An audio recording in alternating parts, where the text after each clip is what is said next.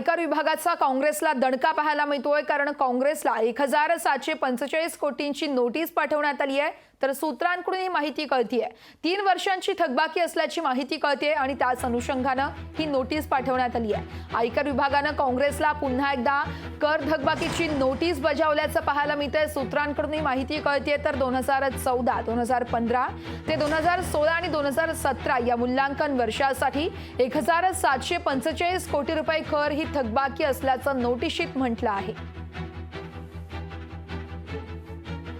विरोधकांना नेस्तनाबूत करणं, विरोधकांना उद्ध्वस्त करणं, विरोधकांना संपवून टाकणं, मग विविध प्रकारच्या शासकीय यंत्रणेचा वापर असेल किंवा आत्ता गोठवलेली खाती असतील, हा जनतेचा आता उद्रेक इतका महाभयंकर होईल की यांना सडोकी पळो करून सोडतील जनता।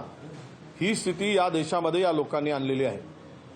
हे सत्तेचा मुकुट मरतपर्यंत आम्हीच असणार अशा आविर्भावामध्ये यांनी या देशाचा कारभार करतायत।